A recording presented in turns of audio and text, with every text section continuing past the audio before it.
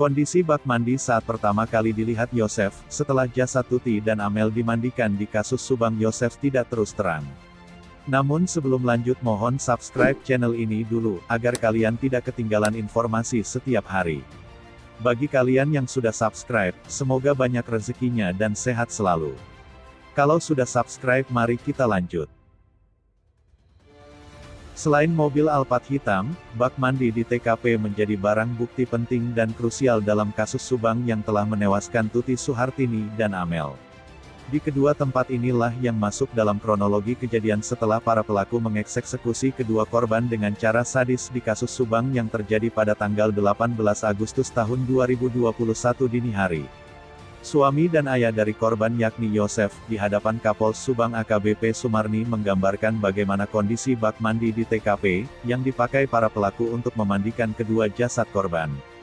Saksi Yosef adalah orang pertama yang datang ke TKP pasca eksekusi sadis yang dilakukan para pelaku di kasus Subang. Setelah malam saat kejadian dia tidak tidur di TKP melainkan di rumah istri mudanya, Mimin Mintarsi.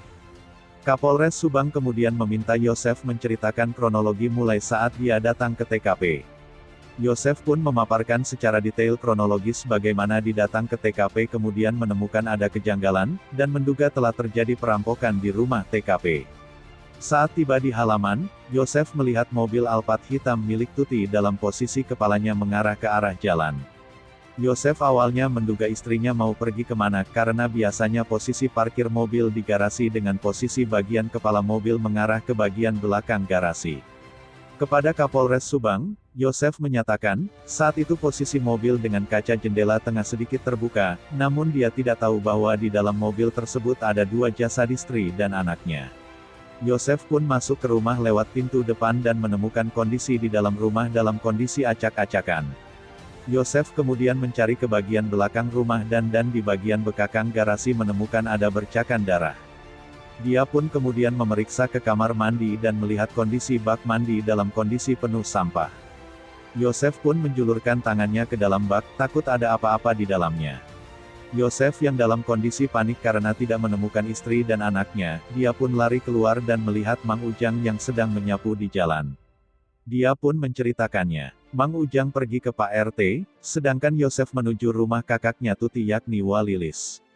Setelah menceritakan kemungkinan ada kejadian di rumah Tuti, Yosef pun menuju kantor Polsek Jalan Cagak.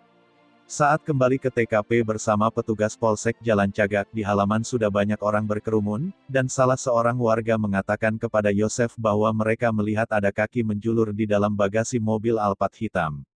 Saat ditanya Kapolres Subang AKBP Sumarni, di mana Yosef saat kejadian, Yosef tidak terus terang mengatakan bahwa dia tidur di rumah istri mudanya.